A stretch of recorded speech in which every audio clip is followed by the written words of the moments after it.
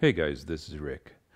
Newcomers to the Bitcoin space are seeing two Bitcoin teams argue quite passionately with each other and have a hard time sorting out the wheat from the chaff in this. And it's quite legitimate to have a problem in trying to filter out all the noise and understanding what this debate is about. So I thought I'd spend this time giving newcomers a tool to sort the wheat from the chaff that's universally respected. So, what side should you listen to? What side can you trust? There's all sorts of discussions about this, and it's frankly legitimately hard for a newcomer to sort out signal from noise.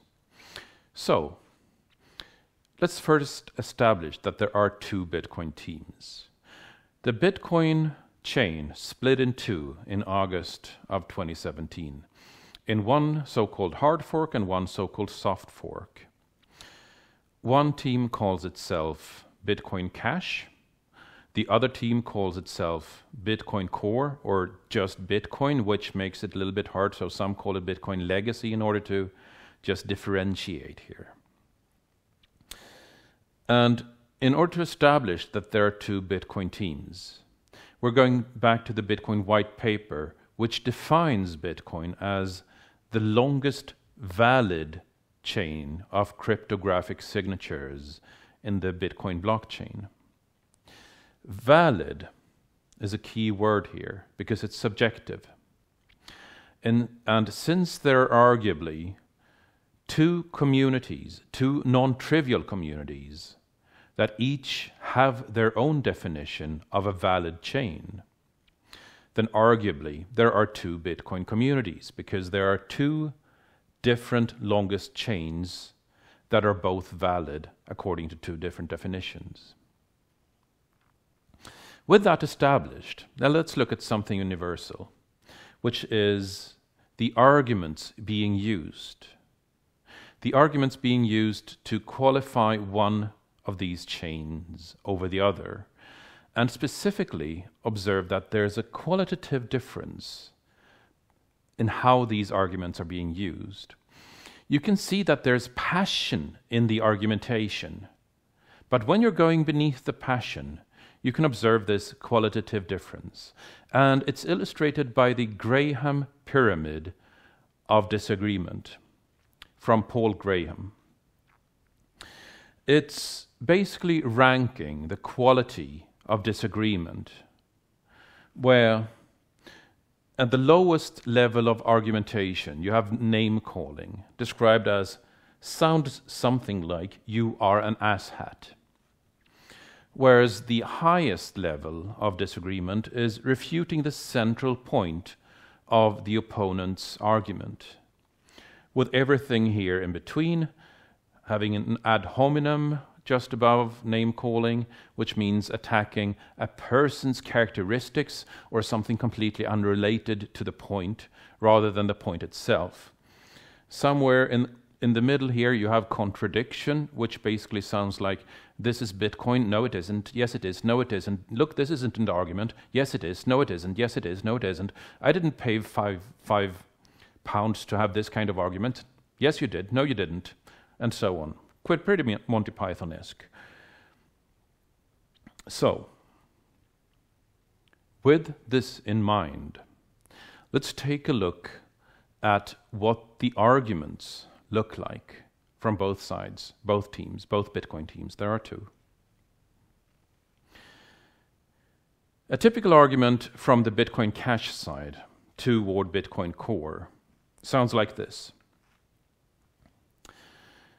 A fee market that you're striving for is economically impossible. It cannot work on a conceptual level because the price discovery necessary for a market to exist cannot exist if it's a double-blind auction, which your proposed model produces.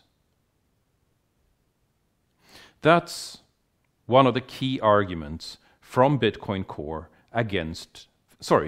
from Bitcoin Cash against Bitcoin Core. With that in mind, let's take a look at what a typical argument from the Bitcoin Core side toward Bitcoin Cash looks like. Be cash, be cash, be cash, be cash, be cash, be cash, be trash, be crash. I wish I was making this up. I really wish I was making this up. But I'm not. The level of argumentation is literally at the lowest level of Graham's pyramid of disagreement. Whereas the Bitcoin Cash team is attempting to let ideas stand on their own merits and challenge the ideas, regardless of who brings them. So, let's take a look at 3 of the most common arguments when you're arguing Bitcoin Cash in favor of Bitcoin Core and what the Bitcoin Core people will respond with. The first and most typical argument is this, when you're arguing Bitcoin Cash in favor of Bitcoin Core, that Bitcoin Cash has a person in it named Roger Ver, who was once convicted by a government for selling firecrackers without that government's permission. He was found guilty in a court of law for this, and therefore your argument about Bitcoin Cash being a superior to a monetary system is incorrect. What? Like, yeah, if you're going all, are you shitting me at this point? That is exactly the point I'm trying to make. That is exactly the point I'm trying to make. There is no logic here. The second argument you'll hear very commonly is, well, Falk Winge, about a decade ago, he was arguing for a law change to catch child molesters. And obviously, since this person is arguing for better laws to catch child molesters, he is obviously a pedophile, and therefore your argument about the Bitcoin economic system is incorrect. What?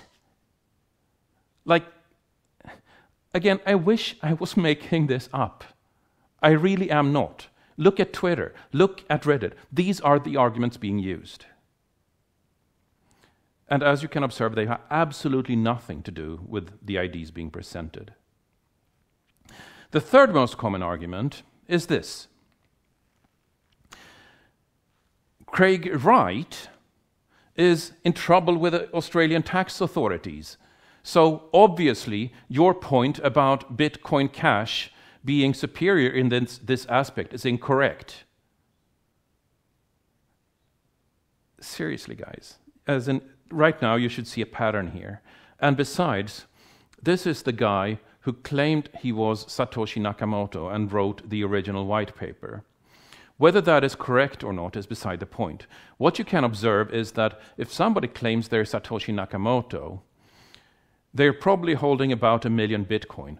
So, no shit, Sherlock, the tax authorities are gonna jump on them like flies on shit.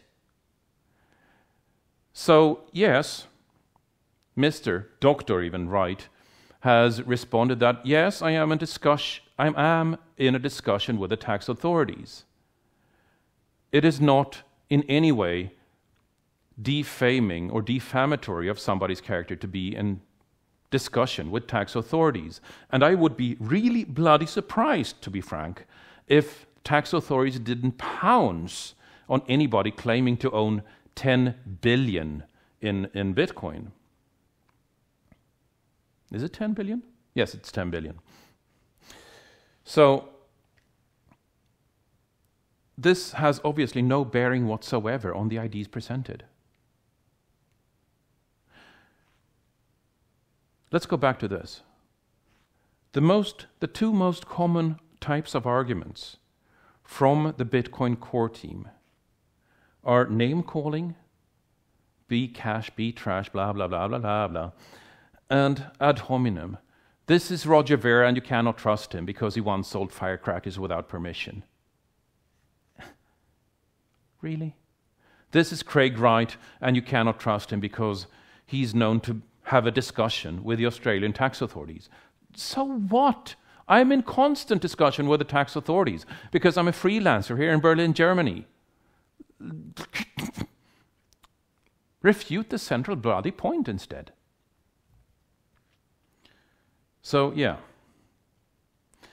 This is how you can determine which of these two teams are actually trying to make an intellectual point and who aren't even trying. And besides, one last point here. The Bitcoin core team is telling you that these people and these people cannot be trusted. But Bitcoin is a trustless system. Anybody who tells you who can and cannot be trusted in cryptocurrency is doing it wrong. People do not matter. Ideas matter. If there's anything you should remember from this presentation in terms of how to evaluate ideas, it is the famous quote that large minds discuss ideas, medium minds discuss events, small minds discuss people. Said by a philosopher whose name I have forgotten, appropriately enough, because it is an idea worth carrying. It is this you should be using to evaluate the argumentation in the Bitcoin and cryptocurrency space. This is how you can tell which team is at least trying to make an effort.